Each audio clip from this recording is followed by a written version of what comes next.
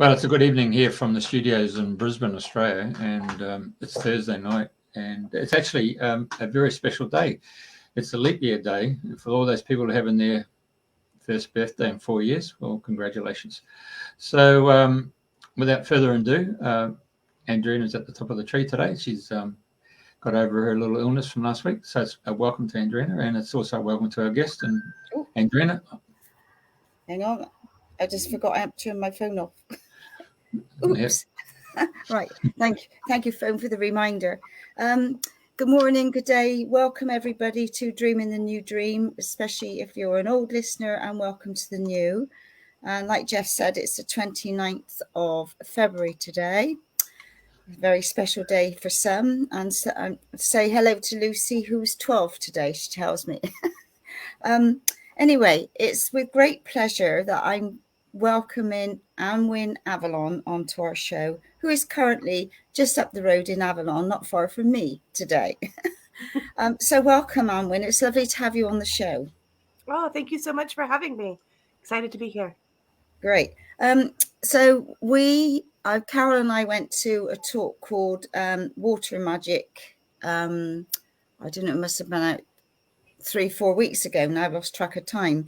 And because I'm a Scorpio and I've got my sun in Cancer and my moon in Scorpio or something. So I'm water. So anything to do with water, I just love. So we loved your talk. And I mean, it was just such a fascinating story or journey that you're on. Just amazing. And so hence, after listening to you on the show, I invited you to come on the show, and here we are. So you're an author of 3 books, because I know you've just recently had your 3rd book published, and you're a founder of the Water Priestess training, and you're all about sacred service to the water, which I think is lovely. So it would be lovely for you to share some tips along the way, because whenever I see water or I'm at the ocean or anywhere, I always do water blessing regardless, you know. So it'd be lovely to hear different things along the way that have brought you to this moment now. So off you go. All right. So to begin, in the very beginning, so just like you had mentioned a few moments ago, you're very, like, your natal chart, your astrological chart is very, very watery, and mine is as well. I have a Cancer sun, Pisces moon. I interestingly enough, I have Capricorn rising, which I thank the stars for, because I feel like Capricorn is like the sacred earth vessel that keeps all of that water contained. But it's also represented by the water goat. And so it's an earth sign, but the symbol is a goat with a mermaid's tail. So it's like an honorary water sign, similar to the way that, you know, Aquarius is an air sign, but it's called the water bearer. Interestingly enough, my mother is an Aquarius, so she was the water bearer that bore this vessel of water, which is me. So my dad was actually in the Navy, and so there's another water connection there. But I was born in California, and then, you know, my parents moved around a little bit, and then eventually we land in Florida. And I spend most of my childhood years in Florida. So from 3 to about 13, so about a decade, about 10 years I spend in Florida. And I pretty much spent my entire childhood in the water. I grew up in Daytona Beach, and we were about 5-10 minutes away from the beach itself. There were rivers and creeks everywhere. And our house happened to be on the edge of a wetland preserve, and my parents homeschooled me. And so as soon as I would finish with my schoolwork around noon, I'd put on my wellies and I'd head out into the wetland, into the swamps, and I would stay until dark, till dusk. That was my cue to come home. Or someone hollering through the woods at me. So yeah, you'll see right there. It's quite there's you can see all these little rivers or like all these little lakes and the ocean and everything on that map. It's great. Thank you. So I spent all of this time in the water. I would catch tadpoles and, I was raising frogs and all this crazy stuff. But another really amazing thing about Florida is there are so many springs. And the amount of springs that are in Florida, they're everywhere. They're just absolutely everywhere. And they are clean, pure, fresh, delicious. And we would oftentimes go to these springs. And I just remember, like, I'd get there and I would just head out and I'd be running and just jump into that water. And there was like manatees. I remember this one time when I was younger, I was actually swimming in the Sound. The Sound is the section there's the ocean, and then there's often a strip of land, and then there's what they call the Sound, which is like a river that feeds into the ocean. And it's often brackish water, so it's a mix of fresh and salt. And there was a little church youth event, and we were swimming in the water. Of course, probably now it's illegal to do. But this is back in, the early 90s. And I remember we were just swimming, and all of a sudden, like, these manatees just surround me. And like, they just pop up underneath me, and I was just swimming with them and then just having this amazing encounter. But the most, I think, amazing encounter and like a really pivotal moment in my path was around the age of puberty, somewhere in 12, 13 years old. We were at a place called Rock Springs. And my mom, our family, and then my mom's best friend's family, lots of kids, big picnic event, big day. And I can't remember exactly what happened, but something happened. And I got really upset. And I always felt like very constricted. The family that I grew up in was very fundamental Christian, Southern Baptist. And, there was all these rules and these constrictions and things that just I didn't fit in with.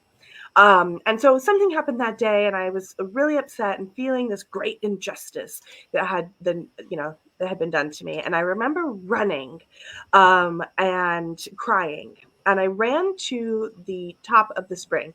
Now, I have to pause for a second, because in Florida, when you think of a spring, you think of kind of like a body of water that's very lake or pool-like, with the hole or the source of water that feeds it being underneath. So it kind of is very much like a cenote, where it's very round or roundish, and it looks very much like a natural pool with the spring water flowing up from the center. But with Rock Springs, what's so interesting about it is it acts more like a lazy river. And so the spring source was up against kind of a cliff face. It was like some rocks. And then the water flows out and kind of creates this little river, this lazy river. And people would go and tube. So you take your tube and you take it up to the spot where you put it in the water, and then you flow down. And this is like the constant thing. Like, this is what you do all day. But yeah, that picture right there, amazing. But in this case, instead of the water flowing like up from the center, it's flowing out of the side of these rocks and creating this. So there's a place where you can get in with your tube, but I kept running and I went up to the spring source. Later on in Celtic mythology, I'd find out that these sources, like where the water flows through, is like portals. They're basically portals. I'll try and circle back to that later. So I go up to that place and I jump into the water and I go underneath the water. And the amazing thing about when you put your head underwater is, like, you can scream as loud as you want and nobody can hear you. Or so I thought. So I jump into this, I put my head under the water, the current starts taking me, and I let loose. I just start screaming underwater as loud as I can and just letting this rage kind of pour forth.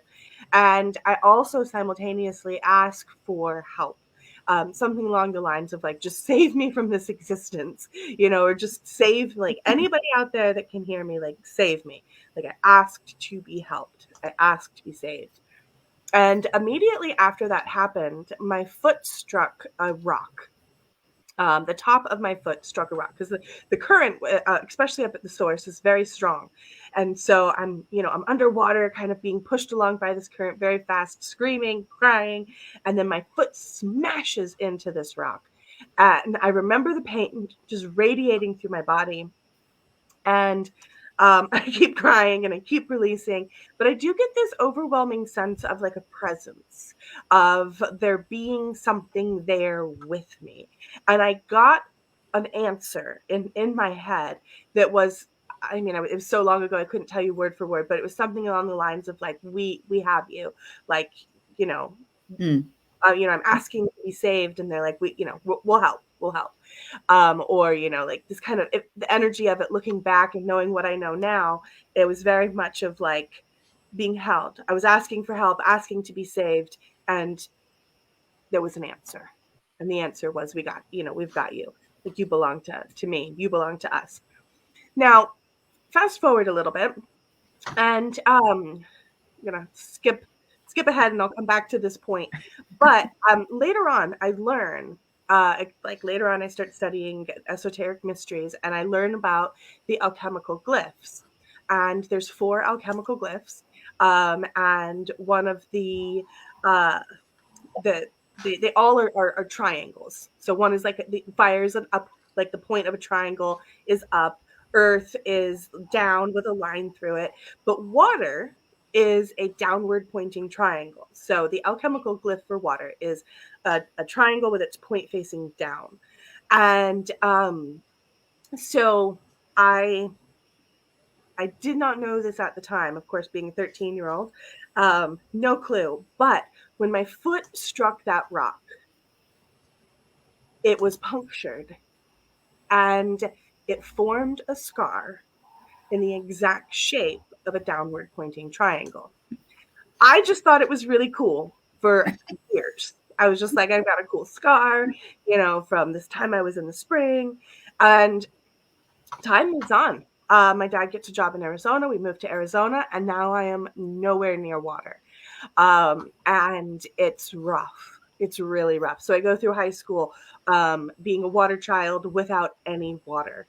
Probably the worst time of my life. I mean, besides the fact that high school is for a lot of people. But yeah, it was just really rough. And interestingly enough, I graduate high school and I go into college, and I start studying fine art at a place called Northern Arizona University, which Northern Arizona University is only 30 minutes north of the very famous Sedona. Mm-hmm.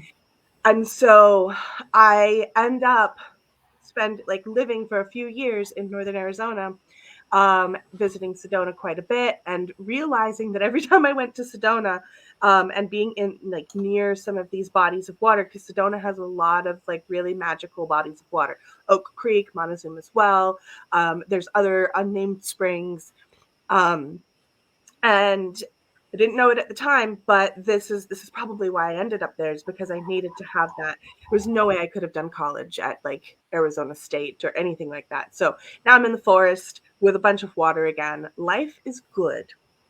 And then my sister puts me on a blind date, and I end up marrying the guy that I go on this blind date with. And we moved to North Carolina, and I live in a place called Cape Fear. Which is just thick with pirate stories and megalodon teeth and all of this kind of stuff. Very, very watery.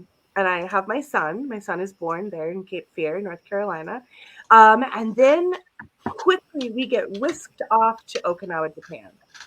And Okinawa, Japan, another really pivotal moment. This is probably where the seed for my water priestess path was planted. So we moved to Okinawa, Japan, and once again, I am surrounded by water. Okinawa, Japan is a very, very small island off of the southern coast of Japan. It's very different than Japan itself. It's very tropical and it's warm. It's a 60-mile island. I mean, it's real small. And I lived there for 3 years. And at this point, I'm teaching dance. And just living life in Okinawa, Japan, and it is brilliant. It is like one of the best times of my life, like living on this island. There's so many beautiful sacred springs, and the water is so fresh. And this is also one of the places that there's different places in the world where people live a lot longer because of the way that the landscape and the water and the minerals and how people eat. And so this is one of those places. So during this time, I start really getting the call to, and I'm really young, by the way. I got married very young, and I had my son very young. So I'm like 24 at this point. So it's on Samhain, and for those that might not know what Samhain is, it's like around Halloween time. So it's in the fall, which is another very portal type of energy, portal time, into the autumn and into the winter death months, that kind of energy.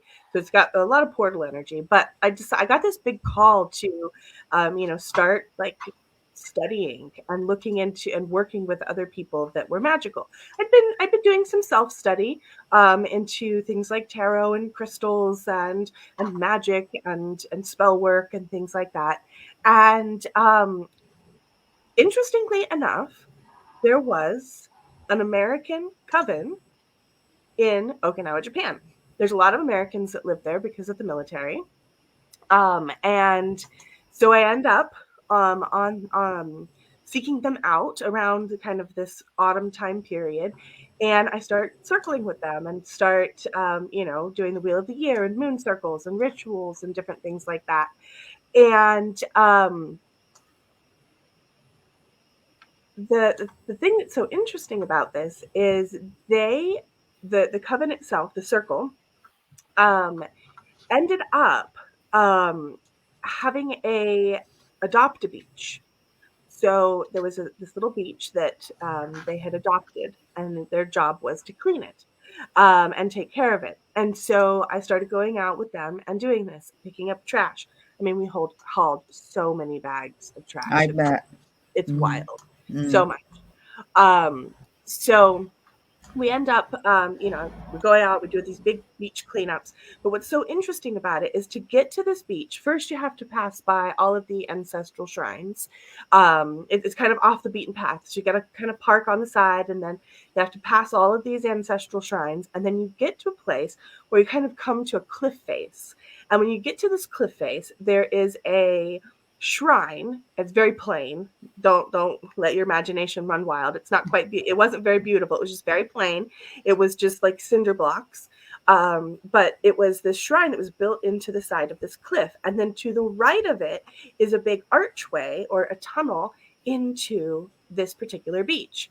And the reason that they ended up with this adopted beach is the person that helped them, the local person that helped them get this adopted beach, knew that, they were magical practitioners and had a connection with, the land and the water. And so this was a shrine and a beach dedicated to the sea goddess. And so in order to kind of enter into this beach, you would visit the shrine, you would lay your offerings down, you'd go through the tunnel or the portal into this little cove. And so after we cleaned it for a while, I started going back on my own and doing my own work. There was a little sea cave that I would go in and work some magic. And then interesting things started happening. All of a sudden, like I would do a little ritual, and then I would find the most amazing like sand dollar or, these gifts from the sea would be washing up. And it really started to blow my mind. And I realized that there was something there. So time turns again. and it's time for us to move again. And we end up moving back to North Carolina. And that's when I seek out some teachers, because at this point I'm like, okay, I'm on, like, I know that I'm on a path, but I just don't know what that is and where I'm going. So I seek out some teachers and I go through their program. And I end up going through, I complete and graduate and go through my initiatory rites and become a priestess and witch. Witch was a really easy word for me to pick up. I was like, yes, I love that. I love making, little candle spells. I love making herbal blends. I love, these hands-on types of things. Like, I love this. But priestess, whoo, that's a big word. That's a really, really big word. And at that time, we didn't have what we call Instagram and social media and stuff like that, where anybody can just be like, oh, I'm the whatever priestess. And they can just pick a screen name and then all of a sudden they're a priestess. This didn't exist back at that point. But I just remember it being such a big word. Like, how can I, just little old me, how can I be a priestess? Like, how can I do that? And then there was also, there's a little bit of trauma around churches and priests and this idea of lording power over people and being authority figures. And I'm just like, oh man, I just didn't feel like I could really live up to that. And so put a pin in that for a second, because we're going to circle back around. So at that point, I graduate and I've done my stuff, and my teacher, my teachers were very watery. One was a quadruple Scorpio. So that's like Scorpio, Scorpio, Scorpio, Scorpio, Scorpio, like that's his natal chart. And then, and the other one, was, Cancerian. So Cancer sun, Pisces rising, like very watery, just like me. And so that element was woven throughout. It was an underlying current. So I finish, and my teacher, the lady, says to me one day, she says, Annwyn, you're Avalonian, right? And I said, yes, I know this. What's Avalonian? Because she said it and it just resonated with me. Like every cell in my body was like, yes, that's exactly, I know this. I know that that's what I am. But I had no idea what that was. I didn't come to Avalon through the Mists of Avalon novel like most people do. It came through this process of, learning and studying and being connected to the waters. And then my teacher being amazing and realizing and seeing like, hey, this seems like the trajectory that you're on. You should explore that. And like a really good teacher, instead of trying to hoard me to herself, she scooted me along, pushed me out of the nest, and told me to go study with the Avalon Mystery School, which was and is still run by Mara Freeman, who actually is in Glastonbury sometimes. She spends a little bit of time in Glastonbury and a little bit of time in Wales. So you may have run into her, or you may. And so I start going through her programs. And through that, I learn about the Chalice Well, and I learn about the White Spring. It's mentioned. She mentions the White Spring. So I really feel this draw. And so I come in 2012, I come to Glastonbury on pilgrimage. To see the waters of Avalon, to connect with the Chalice Well. And so I go to Chalice Well and I have my big moment and I meditate and I pray. And, you have that. Everyone who's been there for the first time knows that like you go in and you have this like, just this lovely like spiritual connection. So I leave the Chalice Well and I start wandering up the road because I know that this other spring exists, but I don't quite know what it is. And so I start wandering up the road and I'm like, I know that there's another spring. And I get to this little weird building and the side door's open. And I just kind of like peek my head in. And what I'm looking at is a dark well house that has been turned into a temple space with shrines. It's all candlelit. There's no electricity. And there's just water flowing throughout, like flowing through the floors, flowing through the whole place. And I just remember being in awe and like my jaw dropping open and just being like, what is this? Like, what is happening? And it changed my life. So I went in and I sat down at one of the shrines and I started meditating. And I was like, okay, I've done all this work and I've studied all these things and I've gotten these, I've completed these things and I've gotten these achievements and I've gotten these titles and I've gotten all this stuff. But what do I do? Like, what do I do with it? Right? I'm so young. Like, I have my whole life ahead of me, but I have no clue what to do with any of this.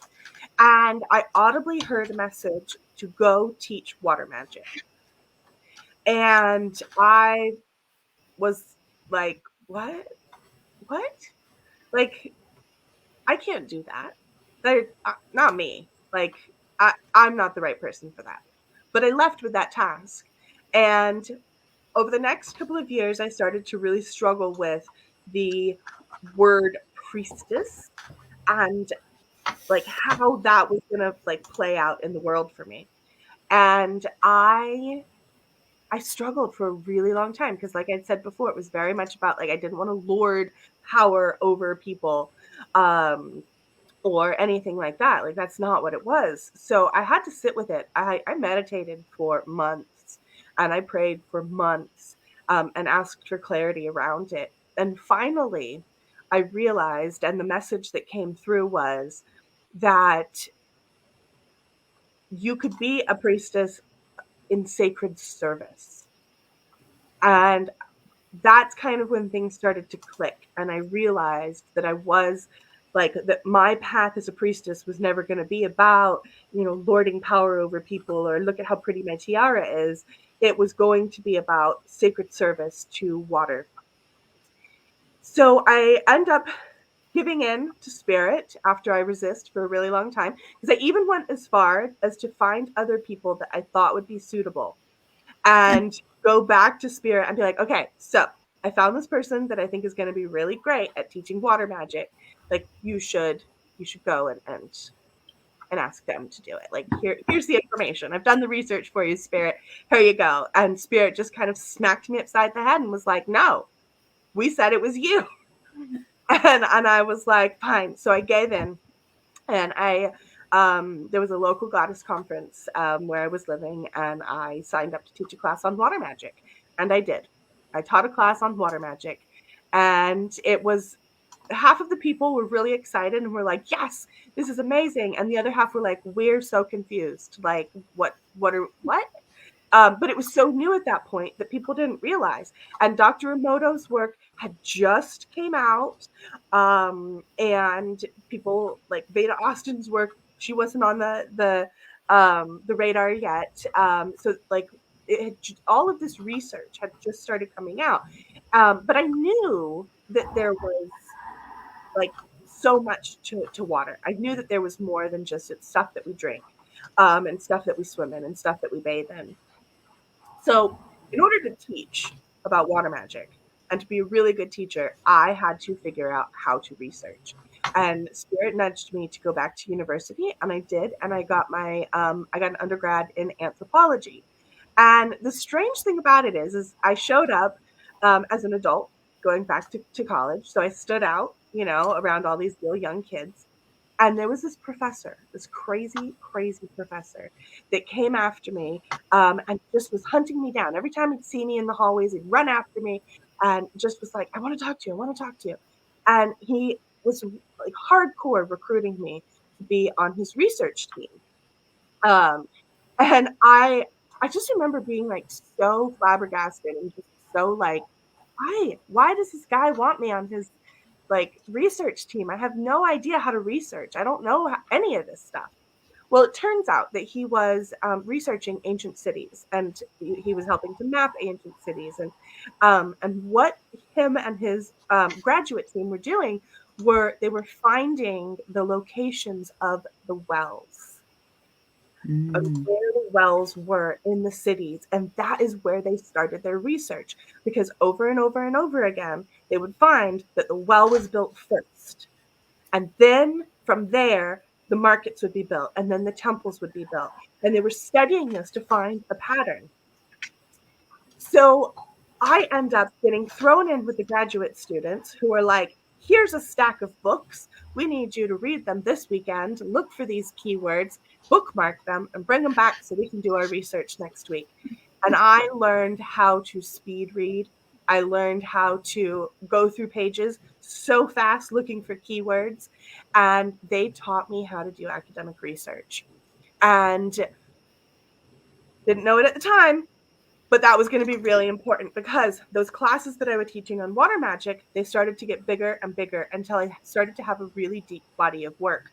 And that turned into my very first big course, which was the 9-month water magic course, which ended up turning into my very first book, which is called Witchcraft, Magic and Lore from the Celtic Tradition. Perfect. And so this book was actually twice the size when I sent it to my publisher. We had to cut it in half. I'll get to that in a second.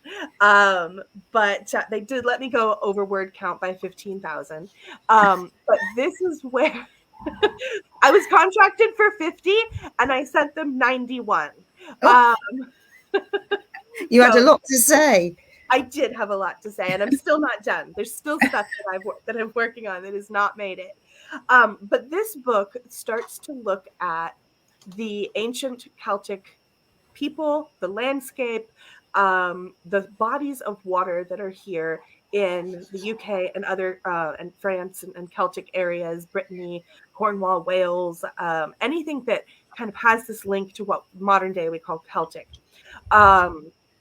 And looking at the folk magic and looking at why were Christian churches built on all of these pagan sites? Why do all of the Christian churches and Catholic churches here in England, why do they all have these sacred wells or sacred springs connected with them? And you know, why don't they in the New World? And it turns out that through this kind of deep dive, I found out that like water had been such a central thing for the Celtic, the Celtic path. Celtic Iron Age Celts, they lived on the water in these lake villages.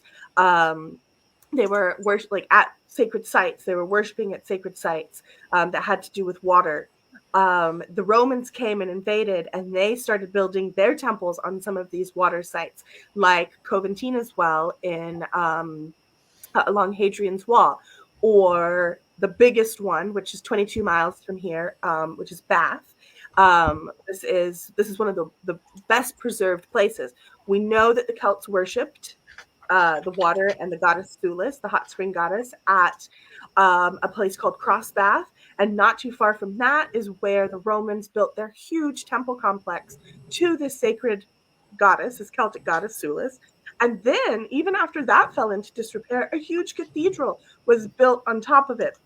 Because these sacred sites, especially the ones around water, are so potent that when the new religion, the new power comes in, the site is not destroyed. It's just kind of the old practices are pushed down and the new practices are put on top, preserving some of it. I mean, there is erasure for sure, but it also preserves it, because if the Romans had never preserved or taken over, we might not have ever found Sulis's sacred spring or known where the Celts worshipped her. So this is a lot of what is kind of in water witchcraft. It talks a lot about spirits from different lakes, lake ladies and kelpies, and all of this type of stuff. Even the canals. There's a little bit of research and stuff talking about canals and ghosts, and it really gets into the other world, but also brings in an element of folk magic and talks a lot about some of the folk practices that are found around the sacred wells, like the Clutie ribbons, and what those actually what they did. We used to think that so modern days, now you go to these sacred sites, you'll see it here in Glastonbury, you'll see it at any other of these sacred wells in England, where you go to and you find these trees dripping in ribbons. And This is a modern practice that goes back into old folk practices and has to do with the wells healing. So in modern day, like I said, we see these trees covered in ribbons. What's happening is people go to these wells and or these springs, and they see and feel the power, and they want to connect. So they take a ribbon and they maybe make a wish or a prayer. Maybe they write on the ribbon and then they tie it onto a tree. Well, this practice goes back hundreds of years. These fabrics, these ribbons, would have been called clouty or clouty, depending on the dialect. So originally what would happen is, think 16, 17, 1800s, before the invention of things like polyester and lycra, and modern medicine and such. You would go to the sacred well for healing. There were like well attendants. Some of the wise women would tend the wells. Others there weren't. But basically, let's just say that you had pain in your right ankle. And it was chronic pain, and you went to the local healer and you just weren't really getting anywhere. So you would then take a journey to the Holy Well.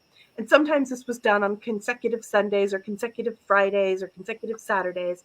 There was usually a ritual about it.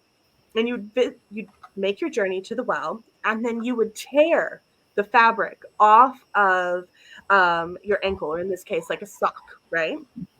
And then you would dip that into the sacred water, the holy well, the spring.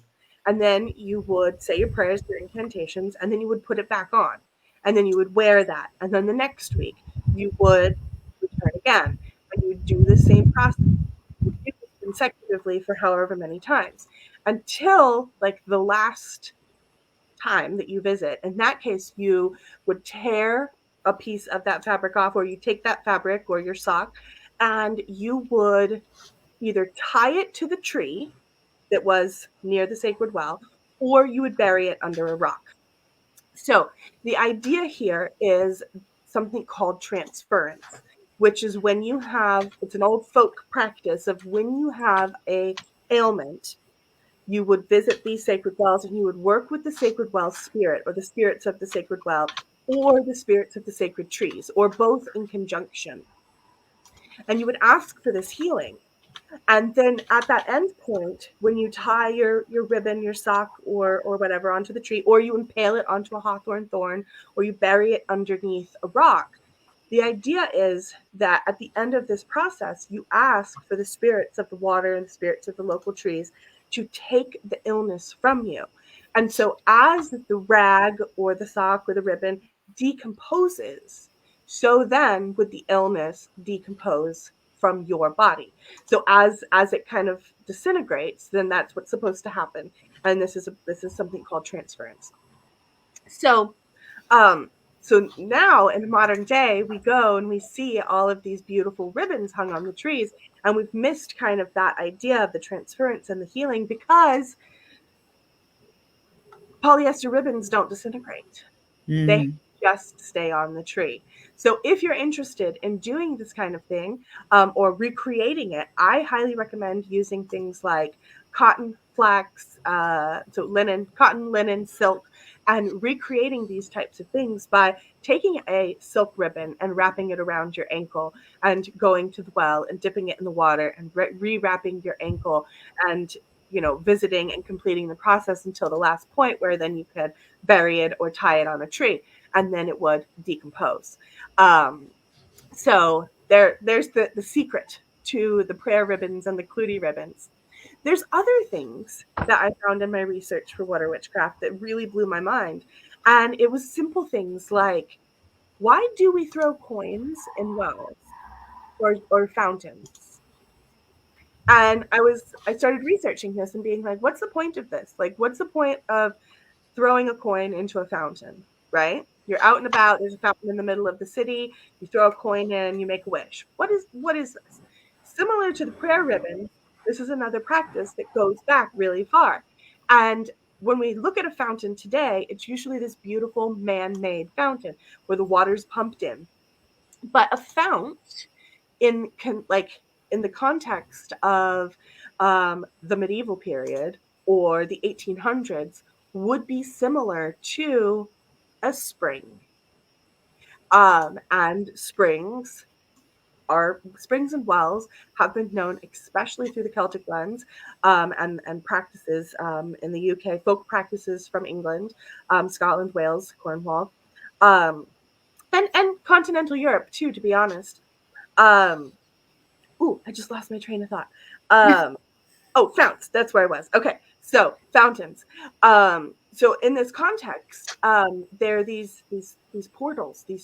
They're places that help you to go into the other world, or help water spirits go in and out of the other world.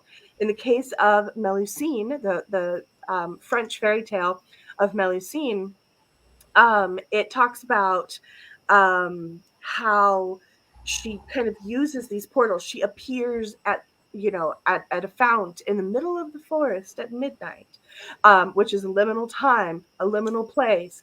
But then there's also stories, other fairy tales where wells speak, or people fall down into wells and end up in other portals, other realms, or going into a lake, the Lake Lady's Lake in Wales. Going into this lake, you would be able to access the subaquatic realms, or the realms of the water fae, or the water spirits. So when we take a coin and we make a wish and we put it into a fountain, this goes back to talking to the water spirits and giving offerings.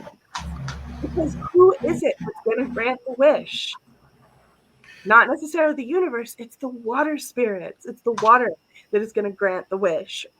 And so next time you throw a coin into a fountain, and make a wish, or say a prayer, or ask for something, consult the water and the water spirits, because that's who is going to receive the offering, and that is who's going to answer. So after getting back on track here, after Water Witchcraft was written, I took a little bit of a break, and I had to chop out those 30,000 words.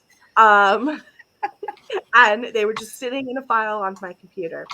And I went on pilgrimage again. And this time I came with the Sisterhood of Avalon, and we did a full week pilgrimage, which was just lovely. They bussed us to sacred sites, but we stayed here in Glastonbury at Little St. Michael, which is the retreat house for the Chalice Well. And we had a private ritual at the White Spring again. And I went back to the same place that I was meditating before, and I was like, look, I did the thing. I taught the water magic, and then I taught a class, and then I taught, this 9-month course, and then I wrote the book, and like, now what's next, right? Like, what is the next thing for us to do? And audibly, again, I got, right water witchcraft, or sorry, right water priestess. Like, it's time to finish it. So I furiously finish it up. And that goes to publication. I didn't have much to write, I'll be honest. 30,000 on my hard drive, just waiting to be transformed and moved into The Way of the Water Priestess, which was a practical guide, because the first book was so focused on Celtic things, right? And the landscape and the waterscape of England, Ireland, France, all that. That like, Spirit was really urging me, like, what about the people that don't follow the Celtic path? Like turn this into a guide for people that love water, that want to follow water, and that want to be in sacred service to water. And so, there's a Celtic vein that definitely runs through it. You'll find that there's Avalon that runs through it. I couldn't really take it out. But I did want there to be a guide for people that maybe weren't walking an Avalonian path, to be able to say, hey, I can do this too. I can go to my local body of water, and I can start cleaning it. I can start sacred tending this space. I can claim sacred responsibility for this body of water, and I will tend it in the physical world by cleaning it, but I'll also tend it in the spiritual world by doing energy medicine or singing to the water. And I also talk about different things like temple arts, and also the water in our own body, because we are vessels of water as well. So that came out 2001, and then Spirit was going to whisk me off again on another crazy journey. And that crazy journey was, I was going to be moving to England, but I didn't know it. So COVID happened and things got weird for all of us because, you know, it threw us all off a little bit. But finally, it kind of lifted. And I was like, I need to go back. I had promised that I would, you know, visit England, Glastonbury, the UK a lot more often. And I couldn't do that because COVID. You just couldn't get in. You know, there was definitely a period where we were stuck. We were stuck here or stuck in our homes and we're not allowed to get in. So finally they lifted it. And I was like, let's do this. So I went on pilgrimage, not like an official one. It's more like me and a couple other people. And we did a 2-week pilgrimage. And when we got to our Glastonbury stint, the portion of our trip, we had a private booking at the White Spring. And I was alone in that same shrine space that I was in before with the other 2 audible messages that I had gotten. And I was, you know, feeling real confident this time. The first 2 times I was so hesitant and so like, I don't know, but now I'm confident. I'm like, okay, look, I did the thing. I taught the water magic. I taught a class. I taught, you know, workshops. I wrote a book. I did the second thing. I wrote the Water Priestess book. It's published. Like, now what, right? Like, you want a 3rd book. You want me to write a 3rd book. That's what it is, right? And all I got was a message that I would be moving to Glastonbury before the end of 2023. This is May of 2020. No, sorry, not before the end of 2023, but before 2023.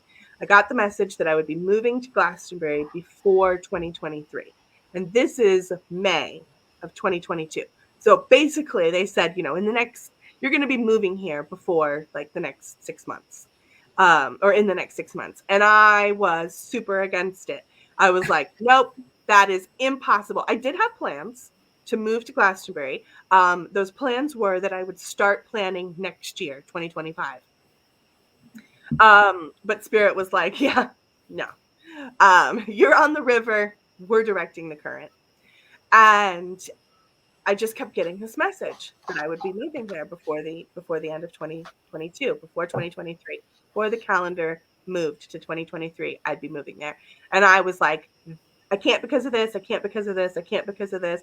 Like, I'm not ready financially. I'm not, like, my son is still in high school. Like, none of this is not going to happen. And I went to the goddess temple the next day and I'm in meditation and every answer for how it all will come. And I was like, okay, thanks for the answers. But again, it's not going to happen. Like, it's just impossible. So the next morning, I stumble down to breakfast at my bed and breakfast, and I run into the financial steward of the White Spring. And we have a 5-minute conversation. And honestly, I almost missed this. Like, I almost missed my destiny by 5 minutes. No. But I didn't want to go to breakfast. I was so tired. I was exhausted. I had made the decision I wasn't going to go to breakfast. And Spirit just kind of pushed me out of bed. And I stumbled down the stairs, just real disheveled and just like, it's morning. I need coffee.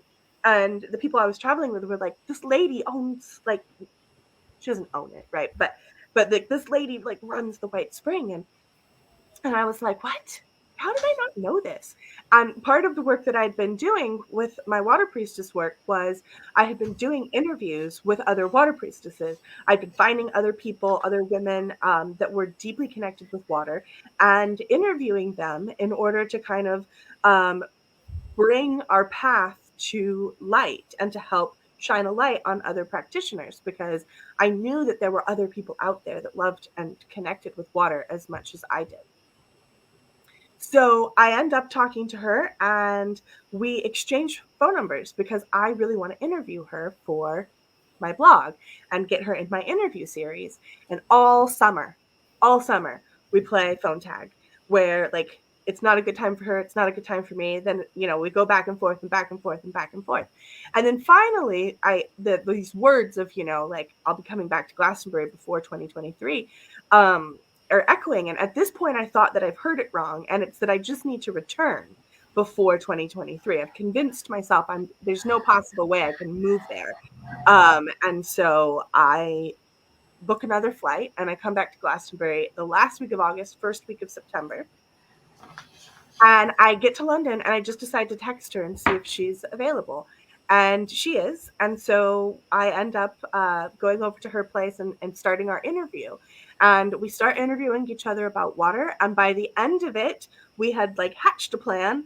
And we were going to be purchasing Chalice Orchard, which is the former property of two other authors.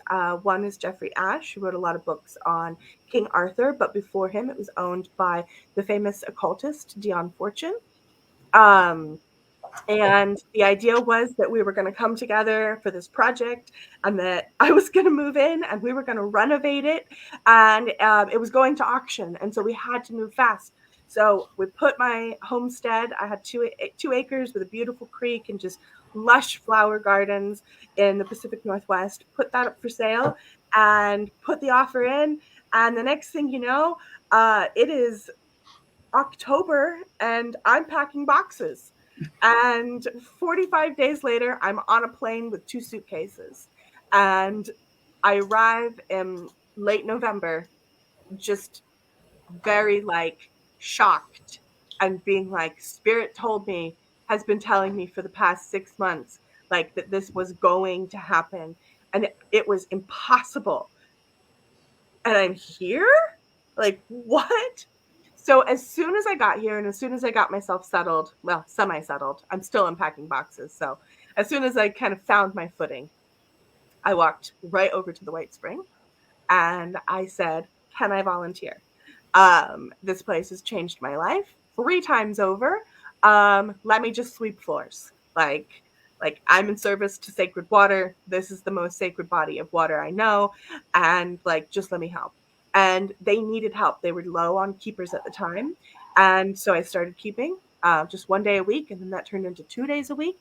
And then the ceremonialist retired recently back in the fall.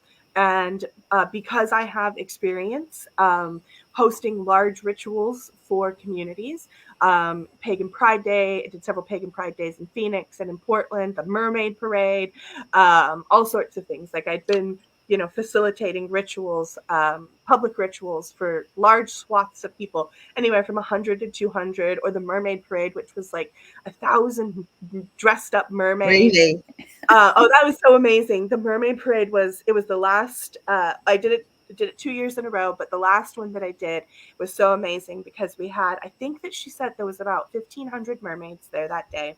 And Wow. we started out and had this huge bowl. I mean, when I say huge bowl, it's huge. And we had it in the middle, and 100, or I guess this 1,000 people, these 1,000 mermaids, we all chanted together the words that, like the theme of it, it was like equality, equity, and unity, and we chanted, all of us, over and over and over, and we charged this bowl of water. So all of these mermaids who live in Portland, like this is what they want for their community. This is the energy that they want for their community. We chanted it and we charged that water together. And then the Mermaid Parade starts and they begin their procession. And I took that huge bowl of water with help down to the river because we did the ritual on the river's edge. And then I poured all of that charged water right into the river and spread that message out for all of Portland. Anyways, I side quested there. So because I had this experience, when the ceremonialist retired, everybody was like, well, who's going to do it now? And I was like, well, I can do it. Like, if you want me to, I'd be happy to. And so now I am the ceremonialist for the White Spring. But if you went back in time to 2012, when I first was in awe of this space and was like, hey, in 10 years, you're going to be living here. You're going to be, helping to hold space, and you're going to be facilitating the rituals, I would smack you. Like, if I went back in time and told myself that, I'd smack myself, because I would never believe that is the trajectory that I would be on. And I think that if I'd known, it maybe wouldn't have happened that way. But there's the story in a nutshell. I'm sure I've missed out a whole bunch of little parts. But now I get to spend my days doing things like writing, working with my own Water Priestess students. I have Water Priestess training. And I also have a Water Priestess Confluence that's coming up April 5th, 6th, and 7th. With 43 water priestesses and watery women speaking about water. And like Beta Austin is one of our keynote speakers, but we've got everything from water science to healing with dolphins to Aphrodite rituals to, some of the sacred bathing. I mean, there's so much. It's all on the website. So I spend my days either doing that or being in service to Sacred Waters of Avalon at the White Spring. So, wow. That's amazing. I mean, we loved your sharing the other night, but listening to it again, it's just really, I mean, what a journey you've been on, and what a difference you're making to the waterways and the springs and excuse me, to help other people. So fantastic. And I like the sound of the mermaid. The mermaid day. That must have been an amazing sight to see. Oh yeah. We don't have anything like that over here. Well, not on that scale anyway, not mermaids, but you never know. Portland is a very unique town. It has a lot of vibes like Glastonbury, but think of it on a bigger scale. Yeah. And so, the unofficial mascot for Portland was Keep Portland Weird. And the unofficial, like, maybe he was official, I'm not sure, but he would wear, like, there's this guy that would ride a unicycle and wear a Darth Vader helmet and play bagpipes that, like, flame whenever he blows into them, but he can change it up. So for the mermaid parade, he dresses up like a merman and he rides his unicycle with his bagpipes that blow bubbles. So this is what, like, you can kind of imagine. Yes, lots of bright colors, and it was so much fun. It's actually put on by a lady named Una the mermaid. She's a professional mermaid out of Portland. So right. Diane says, have you witnessed the rising of the dragons from within the White Spring? Yes. There's a lot of dragon energy here in Glastonbury. No, definitely. And there seems to be, even this year, like they were present and you could feel them, but it feels like they're waking.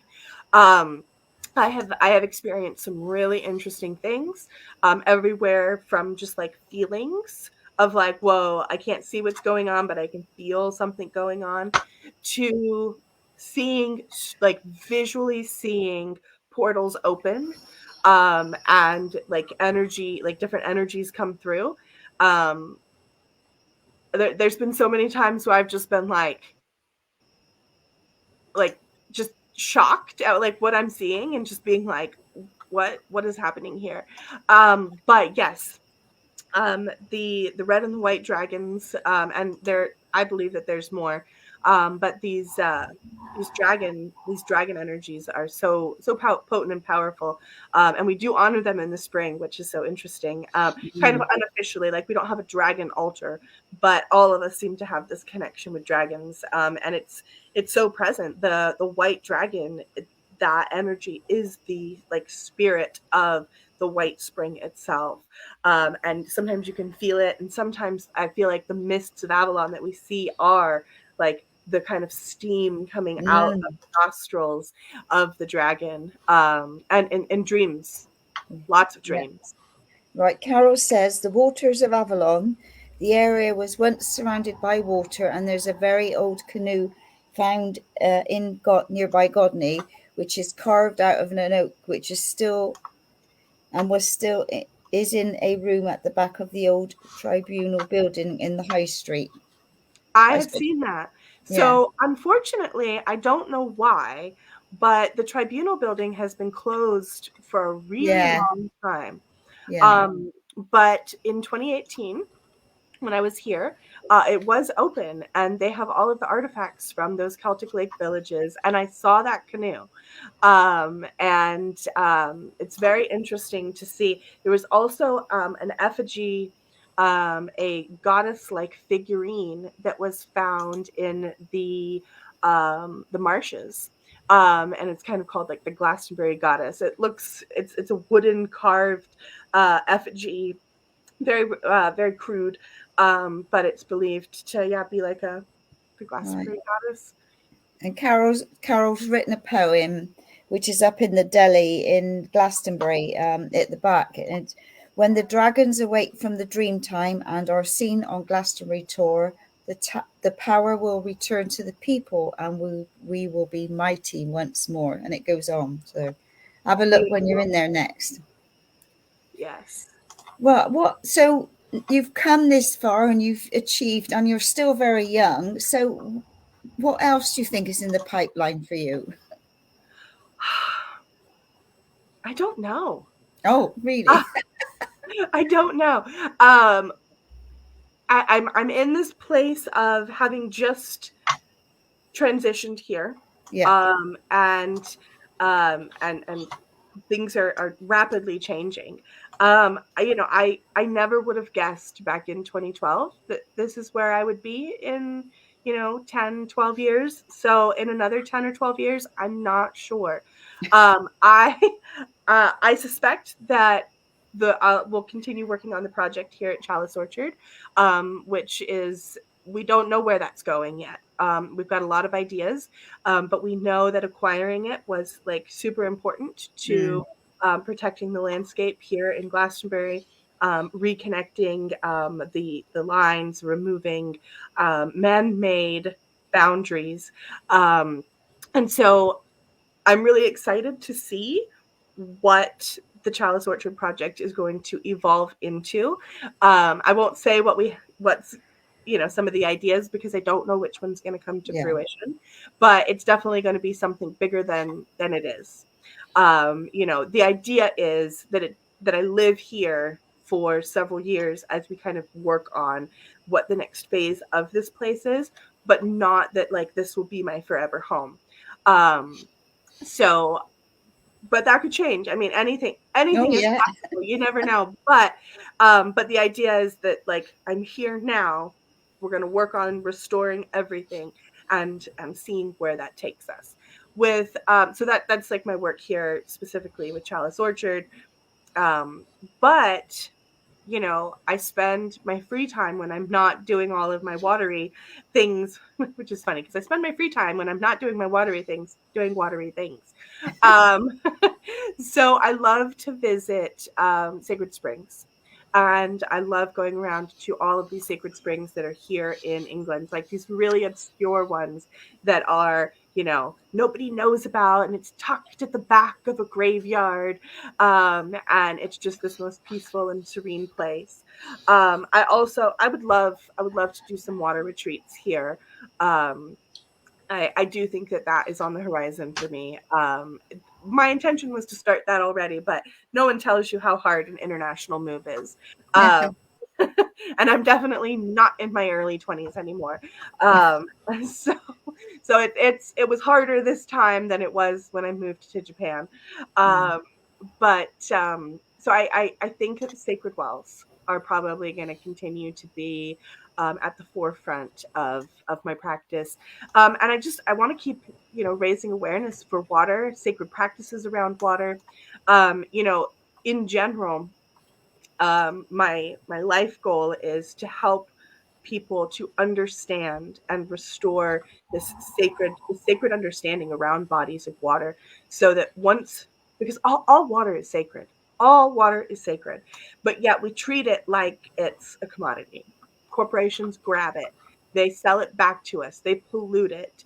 Water is being destroyed, and so part of my path as a water priestess is a water protector, and to help other people out there find out what their flavor of water priestessing is, so that they can become water protectors, or they can become, ritual facilitators. Or a student of mine, a lovely budding water priestess student of mine, has been working on her own book called Heal the Water.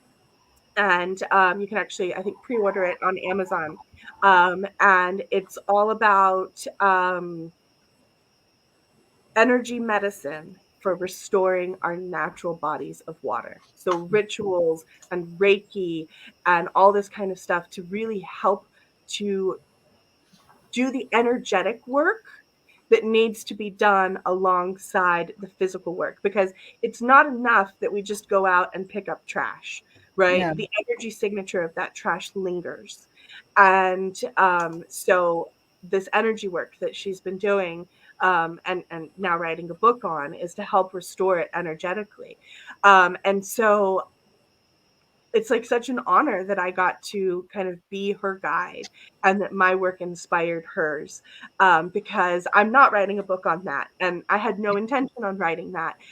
So I'm so excited for her, and I'm so proud that she's doing that work, because there's other people out there that will then find that work. So one little pebble dropped into a pond creates the ripples. So I would love to just keep creating ripples of change, protection, healing, and bringing this idea of sacredness to water once again, and then see what happens with that. And I'm just going to let water lead, because it has brought me absolutely everything that I've ever wanted. I absolutely wanted to live in Glastonbury. I absolutely wanted to be in service at the at the White Spring. I absolutely wanted all of this. But again, I never thought it could happen. So I'm open to the possibilities. Fantastic. So one last thing before we close. Is there, for people that, sit by water or, walk along the water, and they've not done blessings before, is there a simple blessing that you could share so that people can start blessing the waters and we can all start making more of a difference? Absolutely. So we know that water amplifies. First off, we know that water picks up things and amplifies it and sends it back to us. It can communicate with us. When we speak love to water, we see that the water crystals become hexagonal and beautiful. When you look at the work of like Beta Austin, who is using petri dishes and charging them with certain energies or pictures, that the water picks that up when she flash freezes it, she picks it up and it mirrors it back to us. So just knowing those basic things, and also that sound and vibration also deeply affect the water.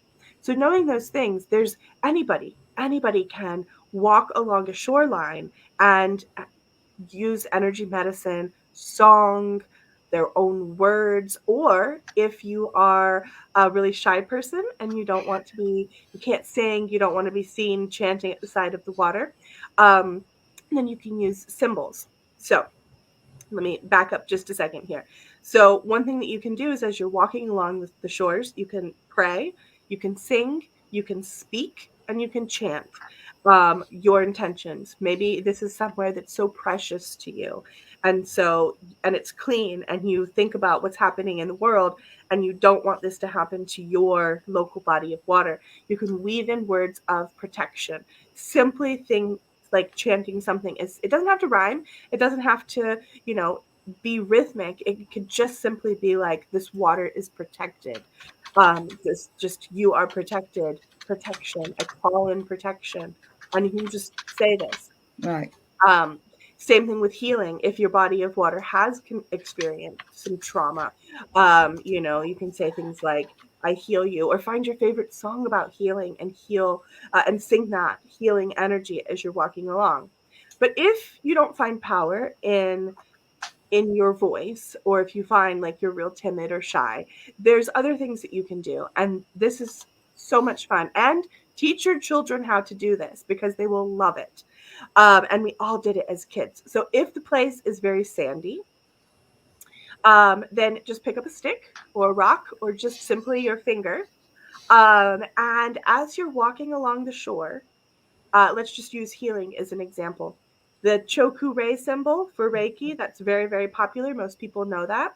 When you start off, you draw your Choku Rei symbol into the sand, and you say it out loud, or you don't have to say it out loud. And you walk a little bit more, and then you're feeling, okay, it's time for another one. And you draw that symbol into the sand. And you keep walking and keep walking and keep walking. Now, what happens is, as the water comes in, the ocean tide or the river rises, it ends up grabbing that symbol in the water and pulls it out into the water itself. So it absorbs it. You can actually see, like, you've got the symbol in and we've all done this at the beach, right? Where you've like drawn a little heart or something, and then we watch the wave come and kind of grab that and wash that back into the water. So you can do that. Another thing that you can do if you want more lasting type of energy is arrange rocks or shells or sticks in those same patterns of protection or healing, and just focus that energy and do a visualization at the same time and see the body of water that you're working with really receiving that energy, receiving that protection or healing, and being changed, and then visualize it as the change. Fantastic. Well, thank you so much. I've so enjoyed listening to you, and being a water person anyway. I should be can't even say the word now, put more actions into different waterways and what have you. So thank you for being our guest this week. It's been an absolute delight, and I wish you well, and I'll probably see you out and about in Glastonbury. Yes, probably. Thank you so much for having me. I appreciate it, and I had a great time sharing my story. Thank you. Thank you very much. It was really lovely. And same time, same place next week, and we'll be on a water theme again. That's it. Okay. Thank you.